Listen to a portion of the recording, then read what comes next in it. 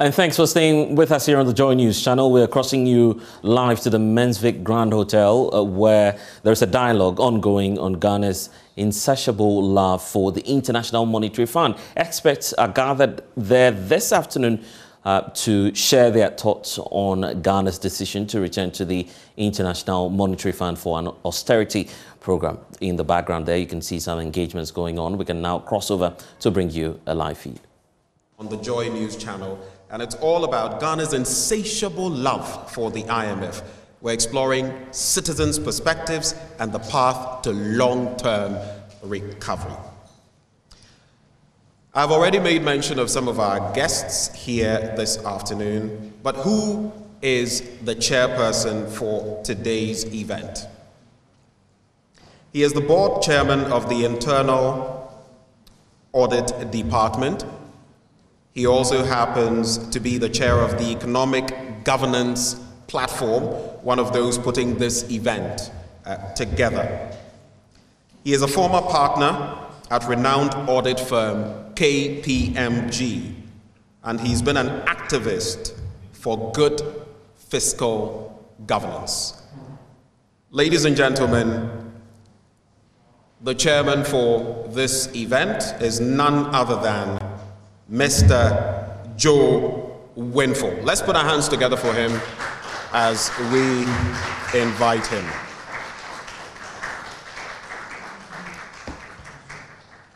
So I think I'll not even let Mr. Winful sit down. He's joining the high table, so to speak. I'll let him drop the different material that he has come along with. And after he's done that,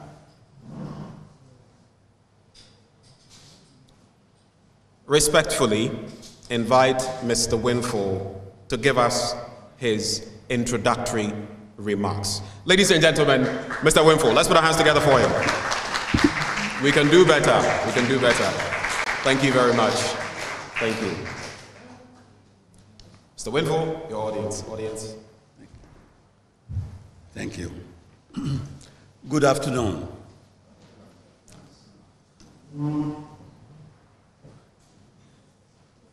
I was informed about this activity just a few days, call it 2 days ago.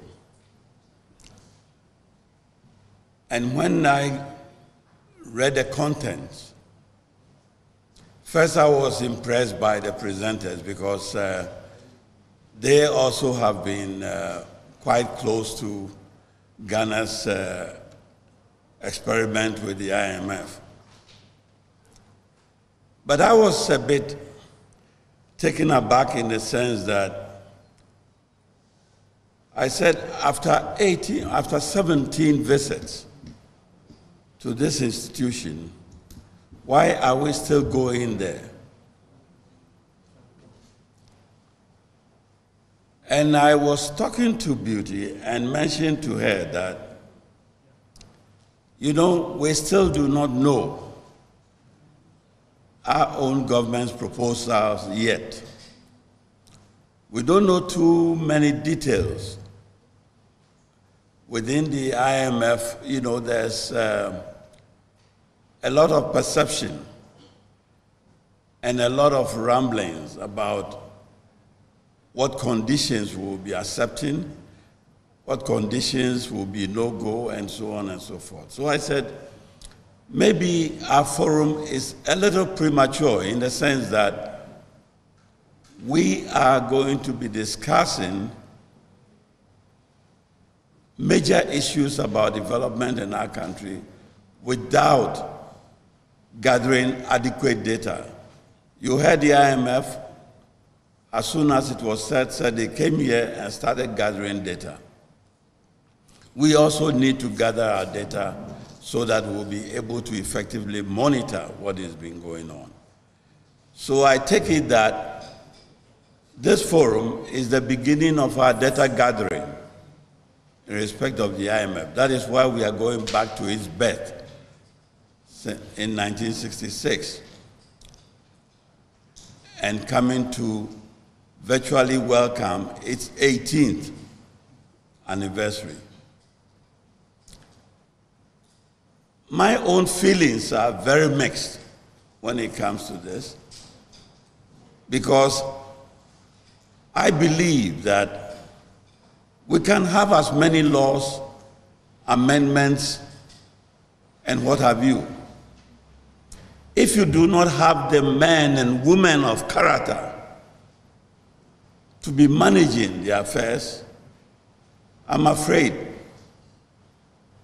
the visits will increase from 18 to God knows what. I think we all heard or witnessed on the television the recent election by one of the major parties.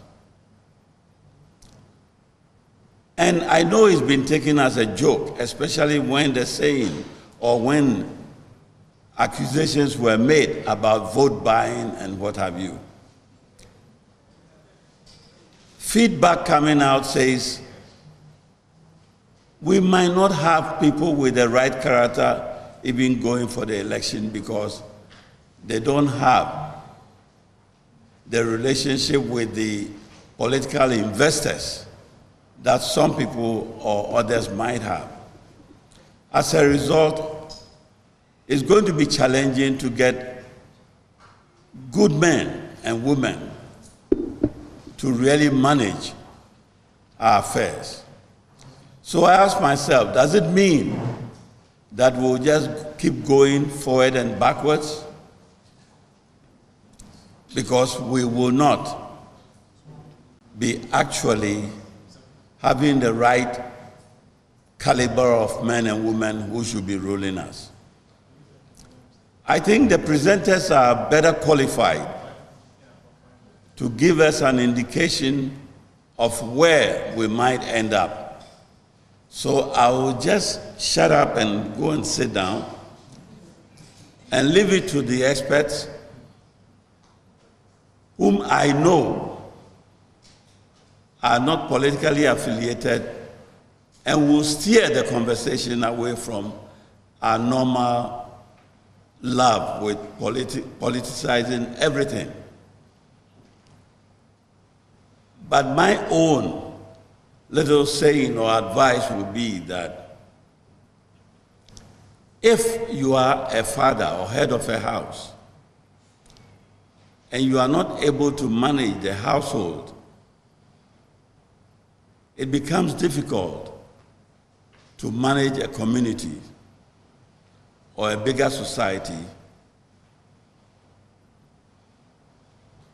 We should keep that at the back of our minds and see how best we can contribute as citizens to the development of our dear country. Thank you very much. Oh, by the way, welcome. I should have welcomed you, but I think I'm so perplexed in my mind that I forgot to thank you for making the effort to be here to share in our discussion. So you are most welcome.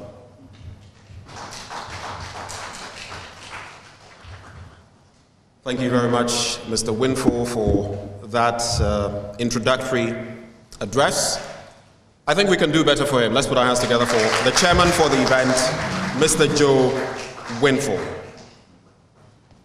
I am told for those connecting with us via Zoom, it's a bit of a hurdle hearing from where I am. And so we're going to attempt moving this podium just a little so that we can get a better sound quality to those following the conversation via Zoom. We're also live on the Joy News channel and of course on DSTV channel 421, GoTV channel 144. If you just connected with us, we're talking about Ghana and our future in respect of the IMF. And the theme for this event coming your way from the Mensvik Grand Hotel here in East Legon is simple.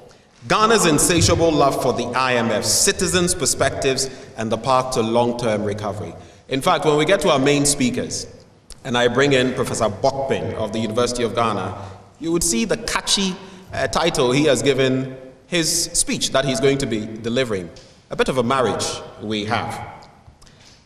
And it just intrigues me, right before I call our development partner to give us a few remarks. I've been looking at the figures since 1999 as we've contracted from the IMF. Of course, starting from the 80s, we've been under different programs with the IMF, 83, all the way till 89, the 90s from 95.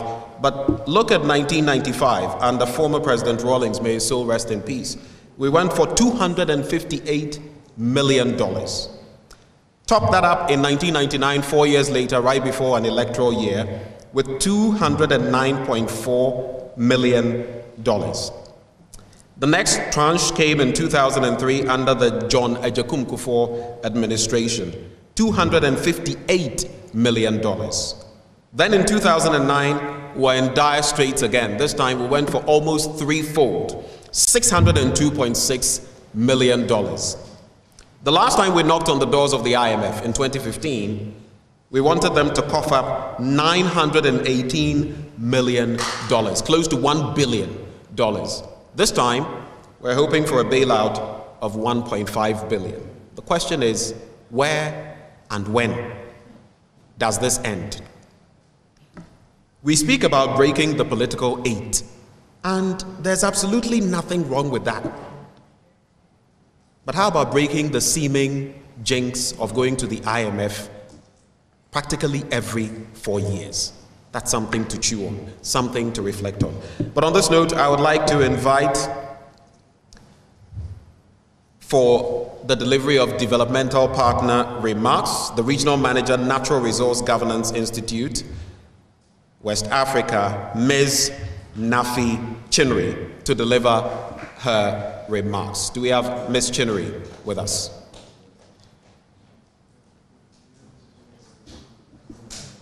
Okay, so we have a representative on behalf of Ms. Chinri. Thank you, sir. Do the introduction then before you proceed. Thank you. Thank you very much. I'm happy to be here on behalf of Ms. Chinri, who is a little indisposed. My name is Dennis Jeyu, and I work with the Natural Resource Governance Institute. Welcome once again. My former chair has already done that, Mr. Winfo, who was chair at PIAC at the time I was there. Good to see you chair this program. I'm sure you are the best to be here. The Natural Resource Governance Institute is extremely excited to be part of this conversation because this is the voice of the citizens.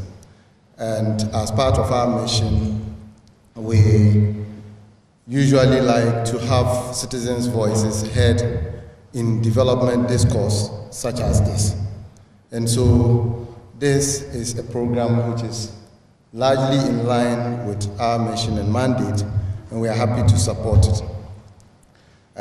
We are happy because conversations such as this are usually expected to shape government policy, even though they don't always do that to the expectations of those who make those contributions.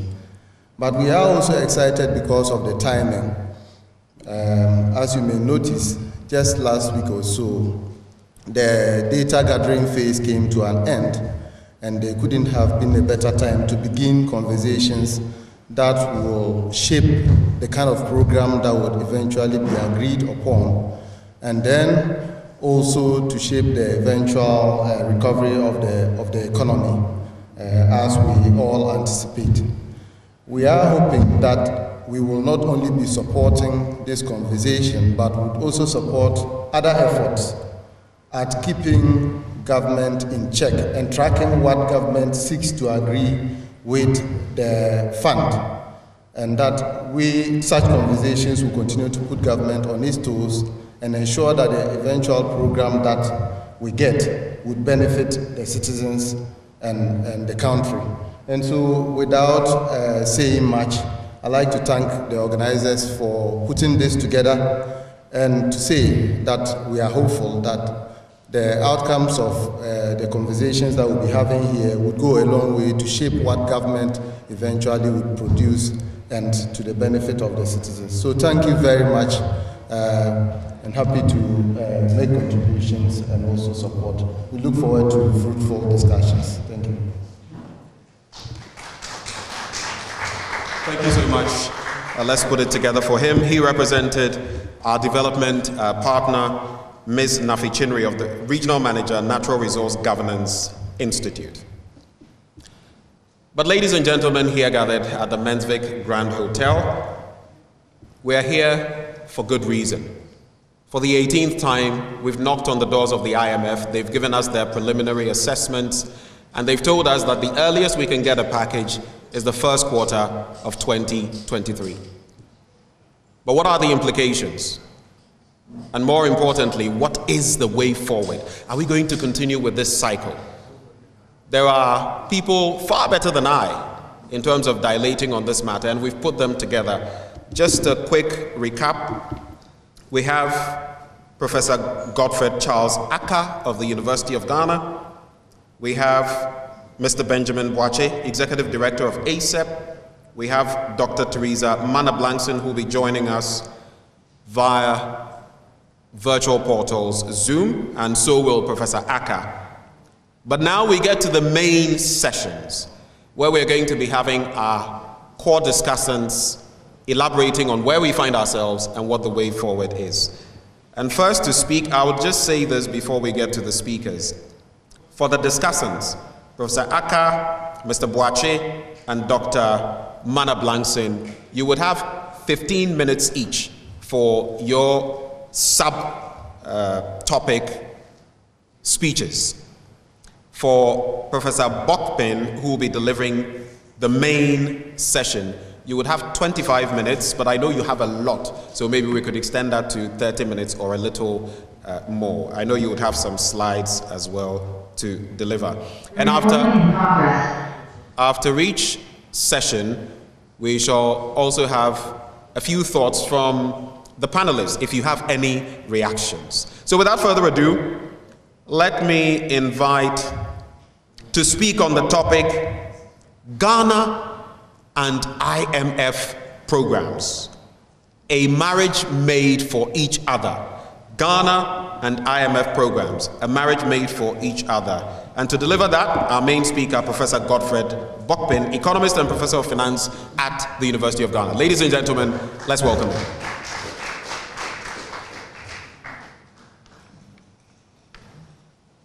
All right, Prof. Yes, thank you very much. I'm very grateful. Thank you, Chair. When I was young, I used to hear of you from very far when you were with KPMG. What brought us closer, something I was yearning for, was actually an IMF program. And that was from 2014. And I enjoyed that relationship with you until Ghana exited the program. And I couldn't locate you again. So it's been 3 years since I actually saw you. And fortunately or unfortunately, it's the same IMF program that has brought us together this afternoon. Maybe this is also made for the two of us. And thank you all very much, participants here and co-presenters, and those who are joining online.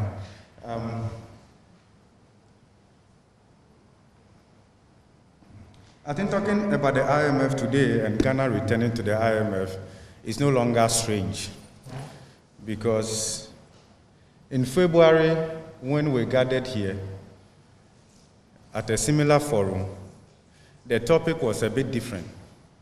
It was IMF or e-levy or what? And putting Ghana first of political ideologies, we had dispassionate discussions. We presented what it would look like to go to the IMF. We also presented alternatives. If we didn't want to go to the IMF, what is it that we needed to do? And then we concluded that the way we were going, if we didn't change course, then it was just a matter of time. How people responded to that The evidence is clear for everyone to see. Given that a lot hasn't changed, I am happy to announce that I failed to update some of my presentations because what I presented in February are very much relevant for today. So a lot of things I've not updated because in my own consideration, they are very relevant. Mr. Chair, when our path crossed in 2014, at that time, the former president on August 6 had made a call to Washington for an IMF-supported program. When the call was made, the context is a bit different from now, because in 2014, we had gathered ourselves, I wasn't included, we had gathered ourselves as a country at Royal Senchi. And I'm sure the little money that was left, we spent it over there. And then when we left Royal Senchi, we came back with a beautiful document called Homegrown Fiscal Consolidation from a National Economic Forum. I'm saying the context is a bit different from now because there was some consensus that Ghana had a problem. And together with organized labor, from think tanks, civil society, academics, government, they came to a conclusion that something had to be done. That document, after a few months of implementation, we realized that it was not sufficient to address the issue, so the call was placed. So government placed that call knowing very well that they had a program on hand. So it was easier negotiating with the fund because there was a program on hand from Royal Senchi. Then at the same time, we're running the Ghana Shared Growth and Development Agenda 2 from, I think, 2014 to 2017. So we had something that we could present. The context is different today because as we speak, Ghana government hasn't developed its program yet to be given to the IMF. And the reason I'm starting off this way is that it may be the basis why the negotiation may drag a bit, because the IMF doesn't develop a program for Ghana government. It is Ghana government program supported by the IMF. So it's Ghana government presenting a program that these are the issues and this is how they intend to address them. And of course, the IMF would evaluate where they agree, where they disagree, changes and all of that. So even though in 2014 when we had a document on hand, largely, and this time around we can't say Ghana Care or Batampa program is a program. No, it's not. It's not. So even that, the call was placed August 6, the program kicked in April 3rd, 2015. It took a while. So the negotiation may take a little while. But once we do that, we are concerned, not because we are anti-republic, also we are concerned because when we look at the data, when we look at where our debt is going, when we look at arrears that have been accumulated, when we look at pressures on our international reserves, it's reasonable to forecast that we are living precariously. And 3 days ago, I was much more worried. But today, when I heard that Parliament had approved a loan of $750 million, I felt that that would provide some kind of cushion for us. But the earlier government put their program together and submit same to the IMF for negotiation and all of that, the better. We need to conclude this quite quickly. You would observe that when the announcement was made to engage the fund, the impact was felt immediately, even with our Eurobond spread, right? That narrowed to some extent. But we have seen that that gap is widening to almost pre-announcement level. So we need to speed up quite quickly on that. Thank you. By way of introduction, since we are talking about IMF, we look at love at first sight. So love at first sight was actually in 1965 under the watch of Dr. Kwame Nkrumah. And then we look at tour of Ghana's romance with the IMF. We just love the IMF. Okay. So one of the easiest things to predict is the next time we will make the call, right?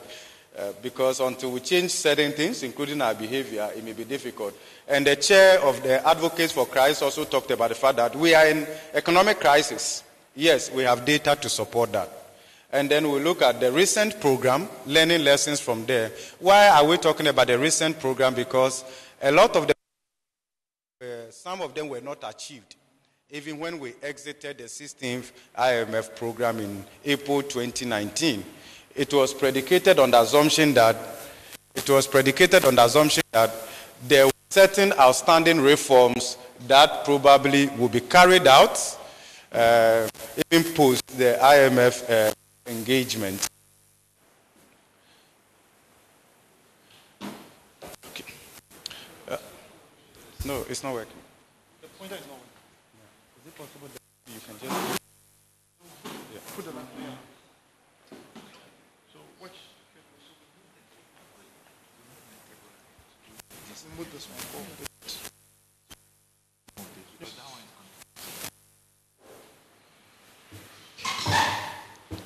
Good.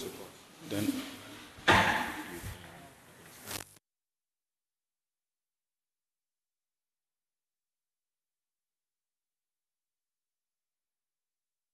Is for that. That's how it is like working with the IMF. Okay.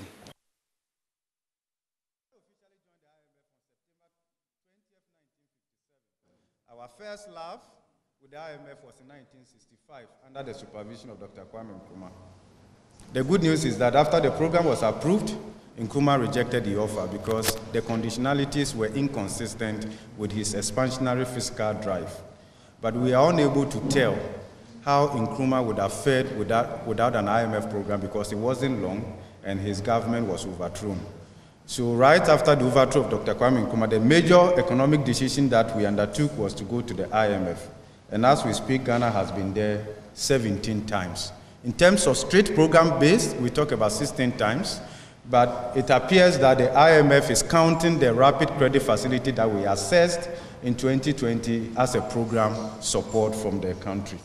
So what the data is telling us that practically every 4 years, Ghana has had to visit the IMF. So what you see here reflects our first time of engaging the fund, May 17, 1966, and then the second column is talking about when we actually exited. So the latest one was actually April 2020, and we exited in 2020 as well. This is a league, and it's telling you the number of times countries in Sub-Saharan Africa have had to visit the fund. This is even before COVID, okay? And until then, Liberia was a record holder, right? So, and some of them are still there as we speak right now. And of course, your country, Ghana, is not doing badly at all on this league. So, whilst you and I were in lockdown because of COVID, Africa was broadly in lockdown romance with the IMF. When the light came on, Africa had taken in excess of $25 billion from the fund and still counting. And there are some countries that have gone back to the fund in terms of either extended fund facility or extended credit facility with the fund. And some are still making applications, including Ghana that did a couple of weeks ago. So what is important for us before the recommendations come in, because if you don't have a good understanding of what is it that takes us to the IMF more often than average couple has visited the labor world, then the solution that you come out would most likely not work. So, and part of the problems is what broadly we call in economics structural bottlenecks, right? They are quite systemic. So here I have categorized the causes. In 1965, the issues that took us to the fund, you will see debt unsustainability, you will see balance of payments problems, you will see inflation price development, you will see dwarfed domestic revenue underperformance, you will see high government expenditure translating to high fiscal deficit, and of course there's a pass-through of fiscal deficit to debt unsustainability, because fiscal unsustainability is intricately linked to debt unsustainability. So a good way to ramp up your debt build-up is to accommodate large fiscal deficits. So if the government told you they will not borrow, a good way to judge whether they will borrow or not is to look at the fiscal deficit, because the fiscal deficit is an indication of the borrowing requirements of the government. Then you want to look at the reasons that were cited for our first formal engagement with the fund between 1966 and 1969. Again, you would identify ballooning public debt, or debt unsustainability. Again, you will see fiscal dominance of monetary policy because we had just introduced the cedi, July 1965, and we started printing the cedi at will. Once you do so without corresponding increase, or if those in excess injection of liquidity did not go to the productive sectors of the economy, then the inflationary expectations that will come as a result of the excess injection of liquidity in the economy can never be unexpected. So we saw that, and then again, they also cited economic mismanagement and corruption, again, balance of payment problems, price development in terms of inflation, and then our reserves had gone below the red zone, all right? So one of the things that held this government back from making the call earlier than we thought they should have, and the optimal time to have done so was actually 2021 on the back of the 2022 budget. Right, and probably by now, interest rate wouldn't have gotten to where it is right now. So it's going to be a bit tricky for us now. And if you look at where our debt is right now and associated servicing cost, there is no way we'll be able to descend from where we are in the next 3 years. To do so, then it means that we have to front load the fiscal adjustment, and that's going to be painful. Oftentimes, those fiscal adjustments are neutralized through the system, and they are done, or the burden sharing are unevenly distributed. That is how we see it. We say in economics, prices are upwardly flexible. So when things are going up, it's not that much difficult, but they are downwardly sticky. Okay, so to descend from where we are right now is not going to be that easy. A good way to understand that is to look at somebody who is gaining weight. Okay, so when you gain weight and you are trying to lose weight, is a lot of work trying to lose weight. So that's where we are now, and it's not going to be that easy. And why we say so, and I'm sure my good friend is here, they will add to that, is that if you look at the 16th IMF program under the former administration, we made some progress. Price stability, we were able to eliminate the fiscal dominance of monetary policy, made some gains, returned to some level of growth and all of that, but we could not achieve debt sustainability. Right? So Ghana's debt distress, okay, as we will say, we were at high risk of debt distress. We entered into that zone in 2014. We exited the IMF program in April 2019, and yet our debt categorization was still at high risk of debt distress. Then you can look at the 70s, 78, 79. Probably we share the date of birth with one program we had with the fund. Okay, again, you can see large fiscal deficits, you can see debt unsustainability. We can also see mismanagement of trade liberalization, price development, overvalued cedi, dwarf revenue envelope, and high expenditure, and all of that. Then, in the 70s, there was another issue which has to do with the natural disaster that affected agricultural output. And that also coincided with the 1 million Ghanaians who were exported from Nigeria to Ghana, right? All of that compounded our problems. Then you can look at the late 90s to early 2000. Again, you would identify fiscal deficit. How does that come about? Simply because we were living beyond our means, right? And we started doing this not today. If there's anything we have on our CV, and that is living beyond our means. Okay, so we spend more than we are able to generate by way of revenue and all of that. So many of that budget overruns. Again, you see inflation, price development, exchange rates, depreciation, debt unsustainability, of course, link that to fiscal unsustainability. Of course, you can't talk about all of this without mentioning dwindling international reserves resulting in balance of payment problems. And as we said, government at the beginning of this year had a sizable international reserves. But so looking at that alone, it held them back a bit because we had checked all the boxes in terms of going to the fund. But once you are not adding to your international reserves and you keep dipping your hands into it, it's just a matter of time and you realize that you are exposed. Then you have to make the call for IMF support. Then the most recent program is the 2015-2019. Again, the reason cited, ballooning public debt. Even then, Ghana's debt to GDP ratio was less than 60%. Inflation was less than 16%, and all of that. Okay, so if you compare that to where we find ourselves right now, the situation is much more precarious than what it was in 2014 in terms of some of the macro deteriorations. So again, you can see dwarf revenue performance, high expenditure, balance of payment problems. In fact, somewhere 2014, Ghana's net international reserves under the previous administration before the call was made could only cover 2 weeks of import cover.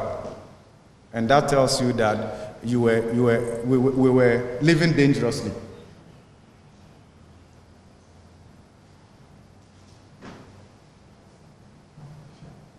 Then you could also identify current account deficit that oftentimes burns through the international reserves. Our current account deficit was in double digits.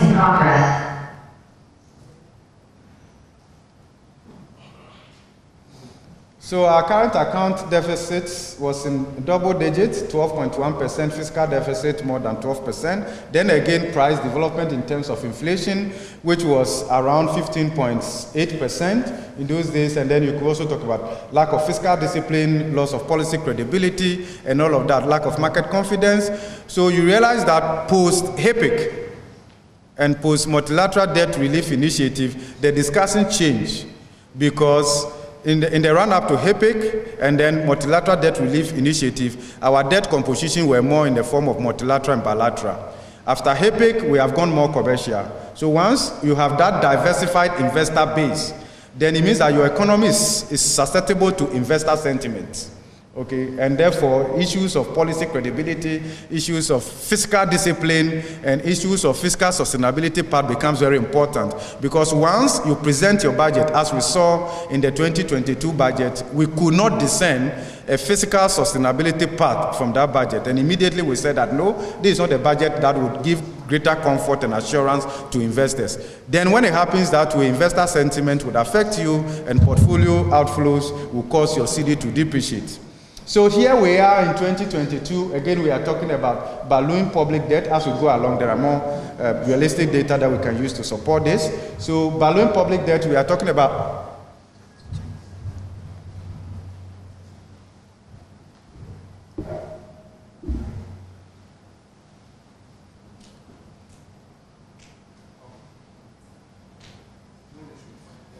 So 2022, we are talking about unsustainable debt stock. What figure are we talking about now? We said in 2014 it was less than 60%. Currently, our debt to GDP ratio is in excess of 80%. Beyond that, we're also talking about arrears that are accumulating very fast. If you look at arrears from contractors, from so many other layers, we are talking about arrears in excess of 20 billion cedis. Right? So what that is telling you is that the macro-fiscal pressures are beginning to also show at the micro level. And then it means it's that serious. Unlike 2014 and before, debt servicing to revenue ratio was rising, but it wasn't as serious as we have it right now. So if you look at the proportion of our total revenue that we have to use to service our debt, it leaves very little space for any growth enhancing spending. So then again, we're also talking about balance of payment problems. Now we can talk about price development in terms of inflation. In terms of inflation, currently inflation is almost 30%, right, from where it was in 2016 at 15.4%. We're also talking about lack of fiscal discipline, low credit rating. So I'm sure we are all familiar with this from the 2022 budget, so I will not major on the minor. But this is what typifies our crisis. What you see the depreciation in the first quarter of the year, what you see the debt to GDP ratio comprehensively, you are looking at 84 to 86%. Okay, so again, we are developing country average, it's around 60%. So there's a lot of variation that is attributable to the country itself. Interest payment to domestic revenue more than 30%, compensation to employees to domestic revenue 36%. So these two line items alone is practically taking everything we generate by way of tax revenue, right? And once your revenue inflows mismatch with your outflows, then you may have to borrow somewhere along the line. And I heard that part of the $750 million loan, part of that is to pay salaries. But that's quite serious, right? If you have to borrow to pay salaries, that's nothing than a Ponzi scheme, right? So Then if you look at interest payment to tax revenue alone, non-oil tax revenue, it gets more serious. Okay, so we have an issue. So let's look at the 2015 program. The broad objectives, it was to ensure a sizable and front-loaded fiscal adjustment to restore debt sustainability. Again, to rebuild external buffers. So whatever we'll get from the IMF may not be necessarily available to government to spend on building a certain road at Swami, right? It's balance of payment support, right? So it hits our international reserves directly. Okay, then again, to also eliminate the fiscal dominance of monetary policy. Okay, so from March 2002 all the way to 2007, where effectively we adopted inflation targeting framework as our monetary policy conduct, one key requirement for inflation targeting to be effective is fiscal discipline.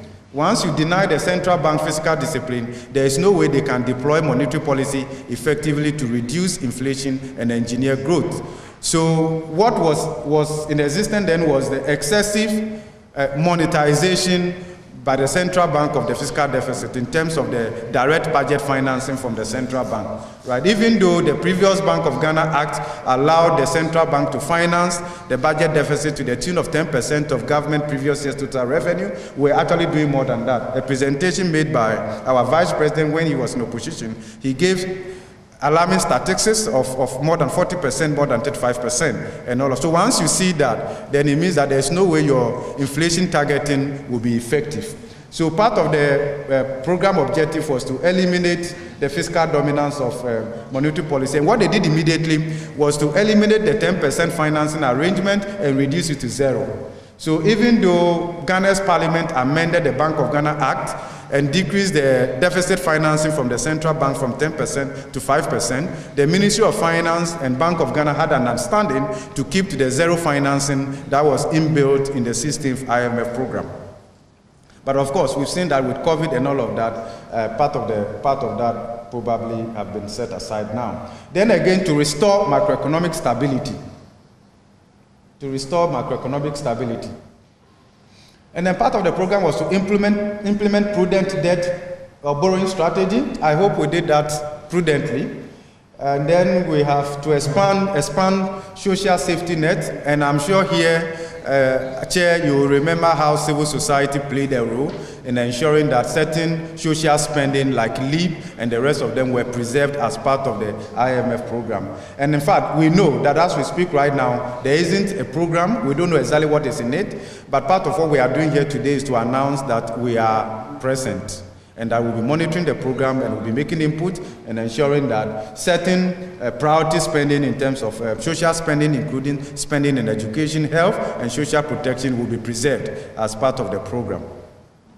Then again, part of that was to strengthen public financial management. So what did we achieve under the 16th IMF program? In fact, in the first year of implementation, we had made some progress. Right, we will say we had achieved limited effectiveness, but then what we did as a country was to use the 2016 election to effectively reverse all the progress that had been made in the first year of implementation.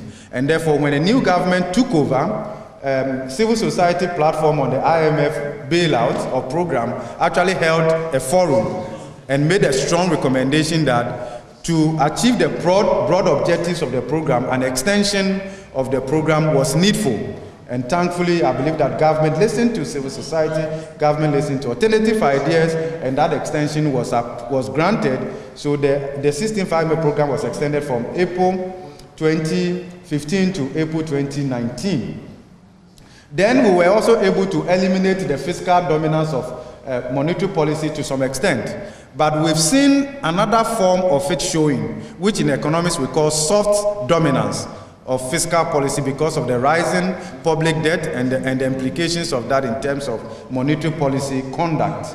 Then again, we were also able to restore some level of macroeconomic stability, which of course comes at a price. What we have done over the years is just to move in between macroeconomic stability and instability, right? So we achieved some measure of macroeconomic instability, but we are unable to sustain it. And the reason we are unable to sustain is that any time the IMF program gives us some level of macroeconomic stability. When we exit, we are unable to build on that. And then we undermine all those gains, and in less than 3-4 years, we have to check in another rehabilitation center with the fund.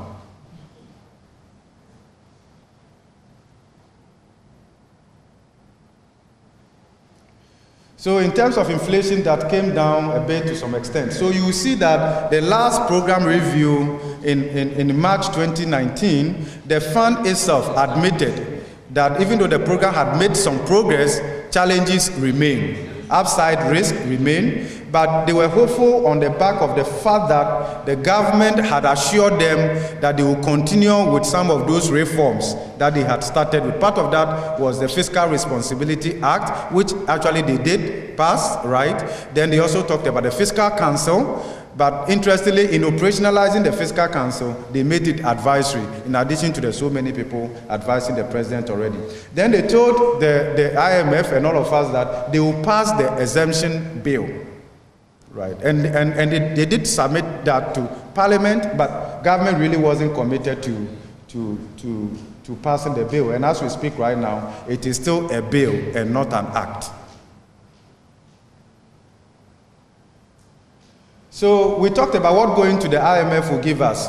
And I was very happy when our moderator was talking about how much we will get from the fund. Maybe probably depending on the combination of the program that we choose, either the extended fund facility or the ECF, probably we could get close to $3 billion. But how much is that if you look at the deficit? But the real importance of going to the fund goes beyond just the money. The money is very small, but the discipline, the restoration of market confidence, and the quantitative and structural reforms that are inbuilt in the programs, and the periodic program review that enables the government to be on its toes and doing the right thing are more advantageous to us than actually the exact amount that you are going to get. And what the fund does when you are under the fund is that then they work with other development partners, the World Bank and the others, in terms of how they can mobilize funding to the country. So if we are assessing what we will get from the program, an IMF supported program, it's not just the money. The money may be very small. In fact, if you look at the 16th IMF program, we got less than $1 billion. I'm sure one of you here could easily give that to the government. Right? But the real benefit of the 16th IMF program has to do with the quantitative and structural reforms.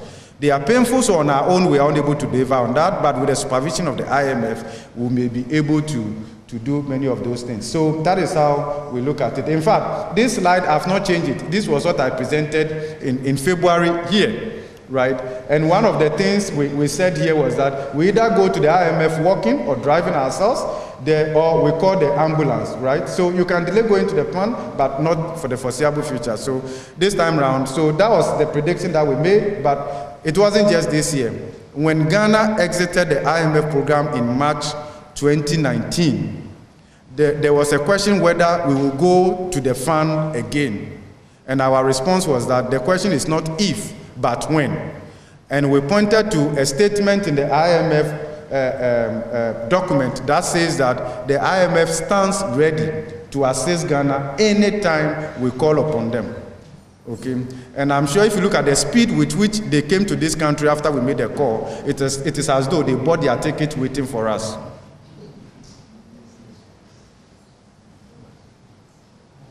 So these were some recommendations that we made, and I think they are still relevant. Why are they still relevant?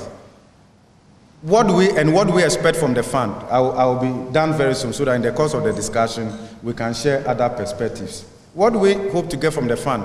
Given the fact that our problems are largely macroeconomic instability emanating from fiscal policy, the program is likely to be predicated on fiscal consolidation based on revenue enhancement and expenditure restraints. Inbuilt in that will be macroeconomic stability, prudent debt, and the rest of them. So there will be some measures to scale up our revenue generation. And I'm sure the earlier we say this, the better, that a good way to go is not the e-levy. Government Ministry of Finance owned document that is submitted to the fund as part of the exit of the 16th IMF program. We had considered that Ghana loses between 2 to 3% of our GDP annually to exemptions alone. right? Other estimates put it to 3 to 5%. So if we could tolerate those assumptions up to now, then really we are to be blamed in terms of if we are unable to generate as much revenue as we should. Okay, then from the expenditure side, the only thing that could bring out to a common ground like this would be a crisis like this. And I was happy, and I've said it before, that when the majority leader talked about the fact that we need to reduce the size of government, I think we should take advantage and do so now. What size of government can Ghana tolerate in times like this? Certainly not over 100 ministers, right? So these are some of the reforms that we need to do. If we fail to do that, then going to the IMF is just like going to take a painkiller, and it's just a matter of time. And others have even said that they see the IMF as a doctor who doesn't want to stop the patient from coming to see him, right? So, and we are the ones making them popular also. Okay. So, yeah. My time is up, so the rest of the slides, I may have to take them home.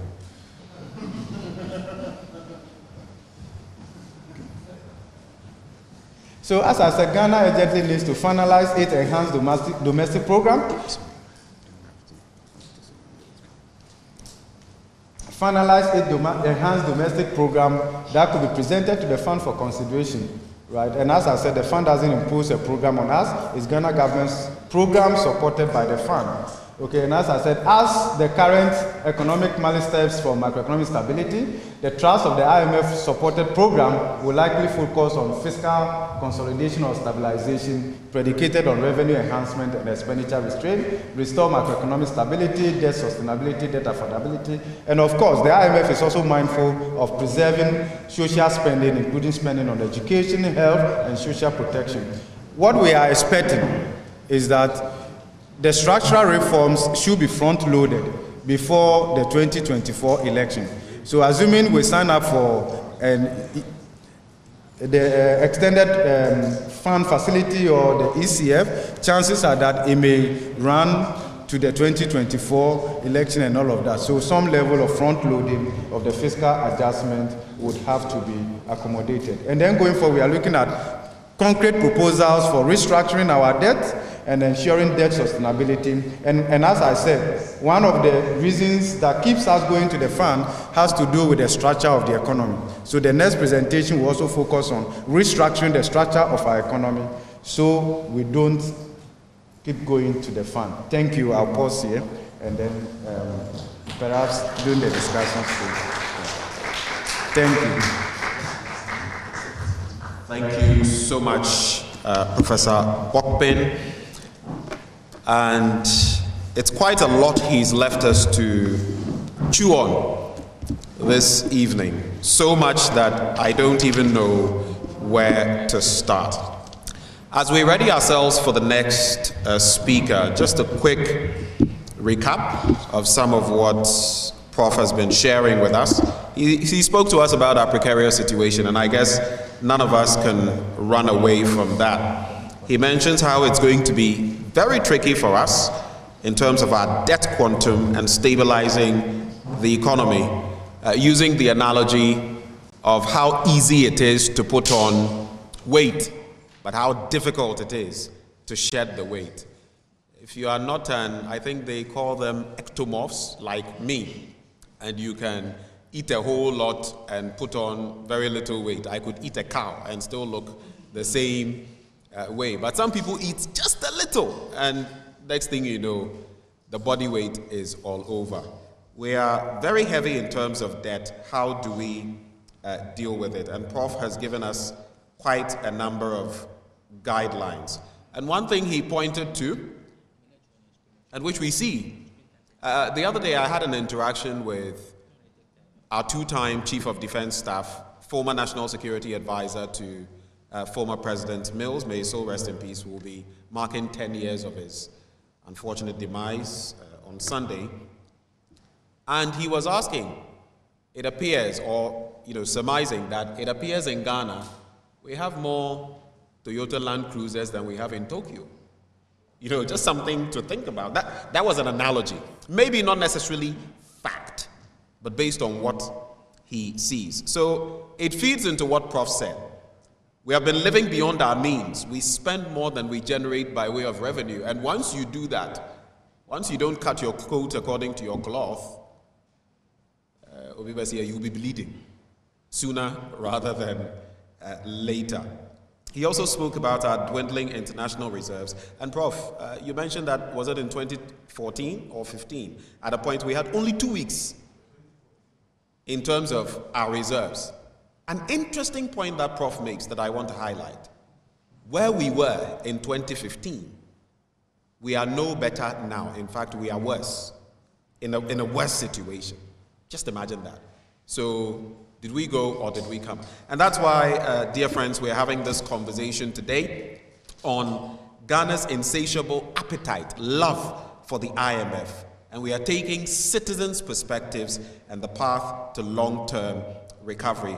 A quick reminder that this has been put together by the Economic Governance Platform and Advocates for Christ Ghana, of course, with the support of Joy Business. We're live on Joy News. We're also live on DSTV channel 421, GoTV channel 144. Shortly, we are setting up the Zoom connection so that we can have our second interaction. And that will be with Economist, an associate professor of economics at ISA at the University of Ghana. Professor Aka will be our next guest. But in the interim, as we work at that connection, are we any closer to that connection? Do we have the connection? Okay. So if we do, then I would now invite, or should we wait for a while? So ladies and gentlemen, this is what I will do. We have other panel members. We have Mr. Benjamin Boakye, Executive Director of ASEP, here as well. If there are any quick reactions to some of what Professor Bachmann has been saying, we could take those in the interim so we can kill time, and as and when Professor Aka is fully ready. This is virtual, of course. He's joining us virtually, so we know there are some challenges with internet connectivity and others.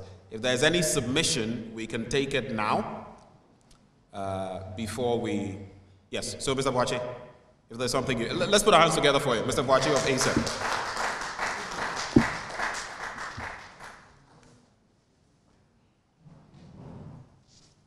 Thank you very much, distinguished ladies and gentlemen. Good to see you.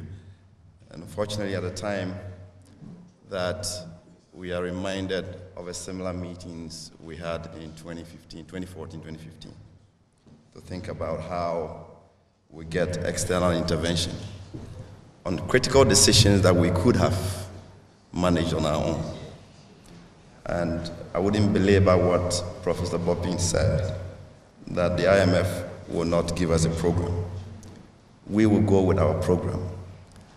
And then they will do what all of us have been doing over time, trying to examine the practicality, the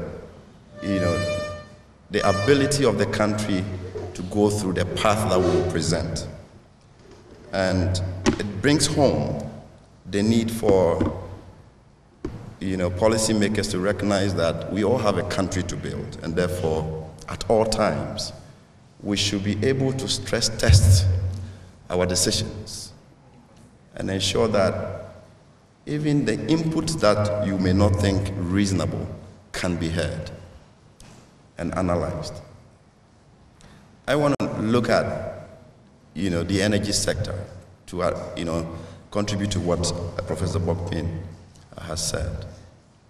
2015, we were at the point of examining the energy sector to see how we chart a sustainable path and ensure that the doomsday that we have stayed in from 2013-14 will be a thing of the past. And much of the conversation was for us to really plan effectively how much generation we need. How much investment do we need in the distribution of electricity, in the transmission of electricity, to ensure that we do not go back to doomsday? And most importantly, also to build institutions that are sustainable, institutions that are self-financing, not reliant on the state. So we decided, as a country to subject the power sector to the MCC program, the Compact 2. And IFC did a study to understand what the challenges were. And the conclusion of the work that was done was that we needed technical investment, we needed financial investment, and we needed to retool the management structure of the value chain to put us into that sustainable path. And that was principally to ensure that we have a robust power sector. So one of the decisions was to ensure that the private sector brings in the capital, right, for the distribution end, because if you generate power, you transmit power, it cannot be sold to bring money. Everybody in the value chain will suffer. So we decided that we will invite the private sector through a concession arrangement for the private sector to do the investment, to clean up the power sector, to stop the stealing of electricity.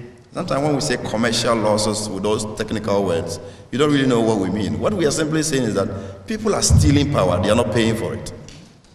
So let's stop them from stealing the power so that they can pay for the power. Transmission will get its money, generation will get their money, and the power system runs effectively. Right?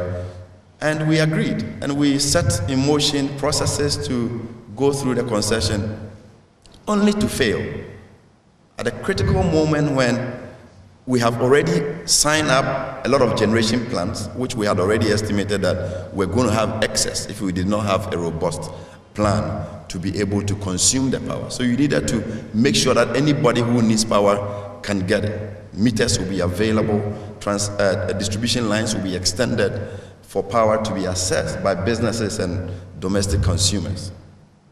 And we failed abysmally to actually deliver the concession arrangement, because it turns out that the same politicians wanted to hand over the business to themselves. All right? And the confusion, collapsed the whole transaction, and we couldn't deliver that.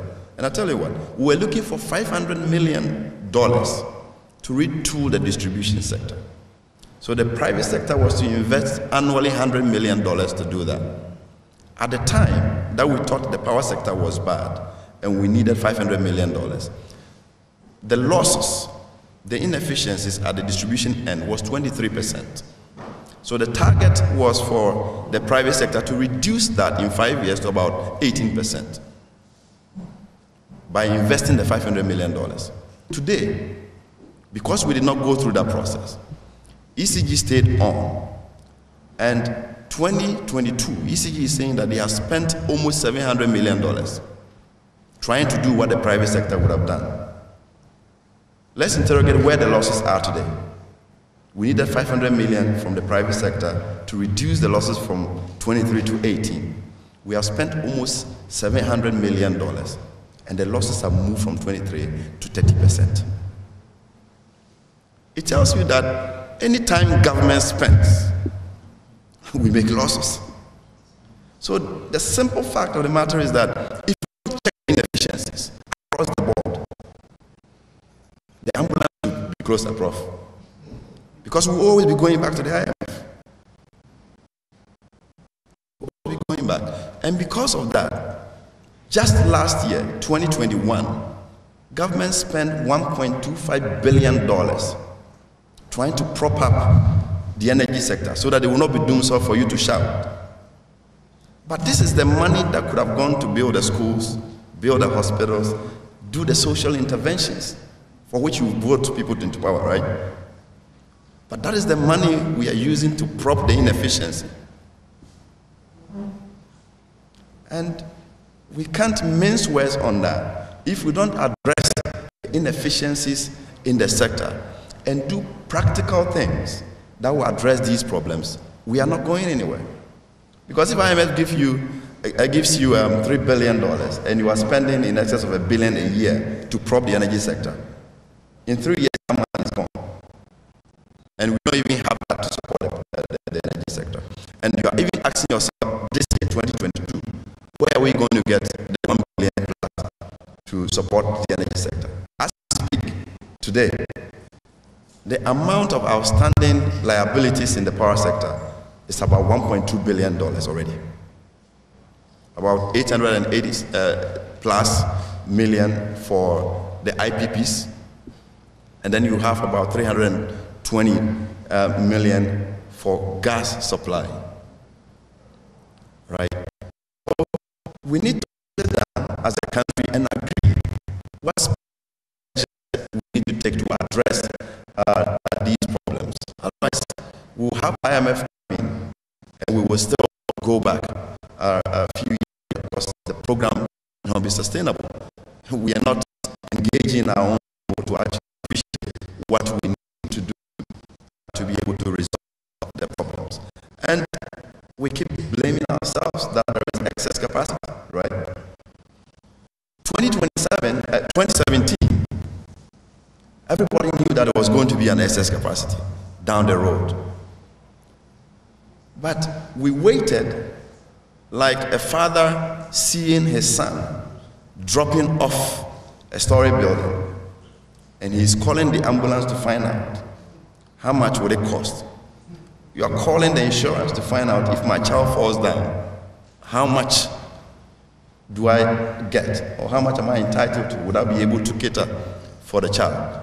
Instead of snatching the child and rescuing him, you are looking at mitigation post the accident.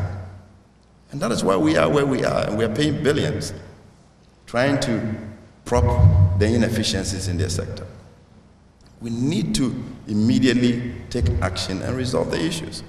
On the fiscal side, I mean, the oil sector contributes significantly to revenue, right? And we, in the record space of about 7 years from first oil, producing oil, we needed to aggressively add on to be able to generate more revenue. We have lost. We are supposed to award loss and ensure that people pay in the investment. We are not taking action to award the loss. And those who have the loss and rather be inefficient and not working, yes, not the block and speculating. And the sad part is that those who take capacity and money working in invest, those are the ones who are right. So you talk to the oil companies in Ghana, and you ask them, what conversations are you having with government? Oil is over $100 per barrel. Somebody should be sitting with somebody should be sitting with EMI and saying that how much can we produce? What do we need to do to optimize the sector? We have gas in 2 years. We have spent $300 million worth of gas. Can you speak to the businessman and say that? Can we stop the flaring? Is there a technology? If you don't find out, is there a technology at least liquefy the gas and send it to those who need it? Now Europe is buying gas about $30 per MMBTU. In March, it was as high as $70 per MMBTU. And we are still flaring our gas. So there is no action upstream, production is declining, and there is no replacement. So we have to listen to ourselves and really do the needful and ensure that we can raise money and be able to resolve the inefficiencies that we keep generating in the power sector.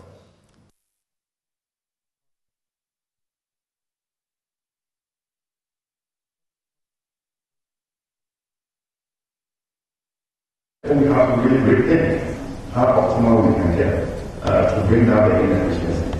You cannot sell $2 billion worth of power and 30% cannot be accounted for. That is almost $1 billion not accounted for. Meanwhile, the power has been generated, consumed, and we cannot raise revenue for that amount of power.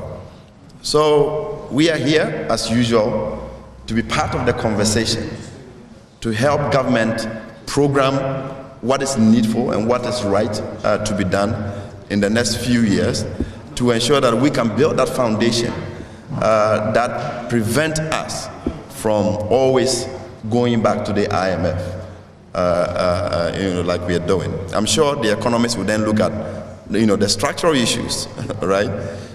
If you just want to be borrowing, I will stop you from going to IMF. All right? How do we link the energy sector to productivity, the excess capacity? If we had decided 2017 that we were going to put at least even 5 high energy intensive industries and government financing that, even for $1 billion, that would have created jobs. We would have substituted some imports, and we would have been taking payee from the jobs that are created. All right? But optimal decision and trying to ensure that decisions rather grow the economy, we prop them up, and that is why we are where we are today. So thank you very much.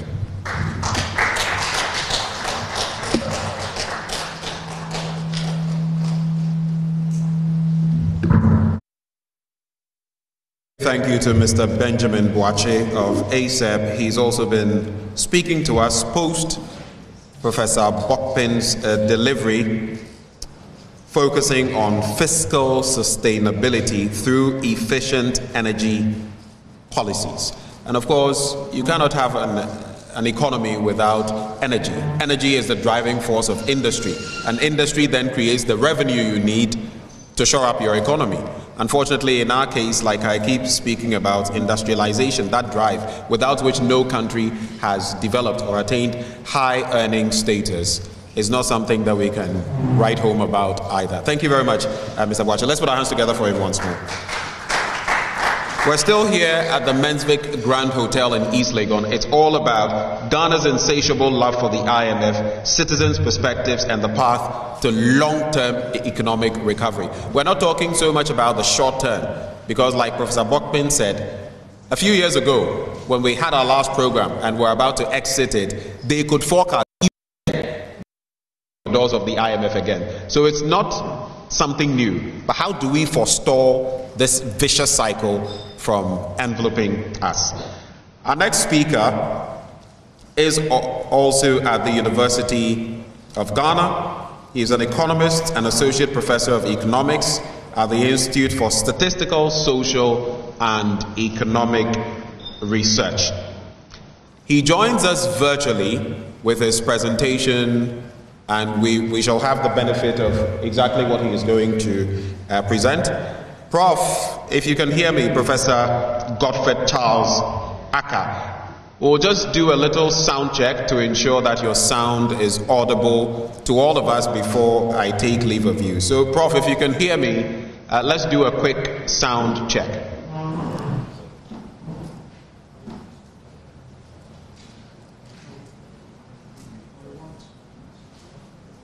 So the technical team, please help me communicate with Professor Aka so we can have his sound, just to be clear that when I leave the pulpit, his sound will be clear for all of us, audible to all of us. In the meantime, for those of you who are now joining us, we've heard from Professor Gottfried A. Bachmann, economist and professor of finance, University of Ghana. He is our main speaker.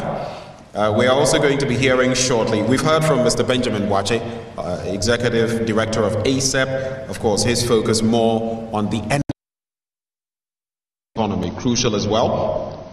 Shortly, we'll be hearing from Professor Gottfried Charles Aka, an economist with the University of Ghana, and from there, we'll head outside the country and interact with Dr. Teresa Mana-Blankson, economist, CSJ fellow, finance and economy. Great, Prof. All right, so great, we can hear you now. So, Prof, take over, and Professor Gottfried Charles Aka will be speaking on the topic, transforming the structure of Ghana policy options. Over to you, Professor Aka.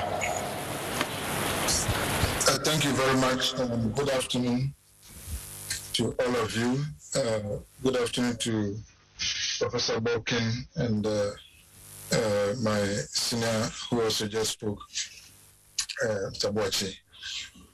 I'm sorry I'm not really, I was somewhere in the the village, in the Afram Plains area. And I'm trying to join remotely. With your indulgence, I will keep my video off because the network is not stable here. So at least you can see the presentation and hear also me audibly. I like to look at the challenges that Ghana is facing from the root causes of the problem.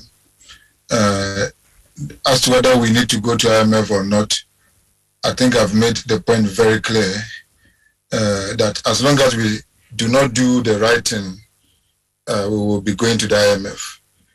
But the IMF is not our savior and is not our long-term solution. And if we are going there for the 18th time, we'll probably go there forever until we tackle the root causes of our problem. So what is the root cause of our problem? I will quote Chinua Achebe, the trouble with Nigeria, and the problem with Ghana, I want you to know that is systemic and is actually an Africa problem. Even South Africa faces some of that problem. But apart from South Africa, Nigeria and almost all other African countries face it. And I think Chinua Achebe captures it correctly when he said there's nothing basically wrong with the Nigerian, and you can character. There's nothing wrong with the Nigerian land or climate or water or air or anything else. The Nigerian problem is the unwillingness or inability of its leaders to rise to the responsibility of true leadership, unquote. And I think that our major problem is lack of leadership, bold leadership that will rise to take responsibility to deliver Ghana from the mire of underdevelopment to where we envisage that we want to be, and where people like Kwame Nkrumah and our forebears desire that Ghana should be by this time. And I would like to inform us, and I think we know, that we still remain one of the poorest countries in the world and one of the least industrialized countries. And if you look at the blessing to which God has ordained this nation, as to the resources that we have, the natural resources, the fertile land, name all the gold and the manganese and the bauxite and the timber and the oil and all that, and the human capital, the intellectual capital that we have in this nation. This is one of the nations that has a very high educated population. I was in Mozambique in the year 2000 when I graduated from Legon. I'd got a job with a German company working in Ghana, and they sent me to Mozambique for 2 months to do some understudy of their head office in Mozambique, in Maputo. And in the whole office where I was, there was no graduate. There was no graduate. It is very difficult to find a graduate in countries like Mozambique. But yet, in the branch where I was working in Adabraka, everybody was a graduate and somebody had a master's degree. There are a lot of people with graduate degrees in this country. Nevertheless, I was underpaid. My salary was less than what those boys were collecting in Maputo. And yet we are very underpaid in this country, and we are underemployed. And there are many youth unemployment. Youth unemployment in Ghana now is more than 25%. So we have a huge unemployment problem, not only of human capital, but also of resources. Most of our lands are not engaged. Most of our resources, natural resources, are not engaged. They are underemployed. So we are operating far, far low beyond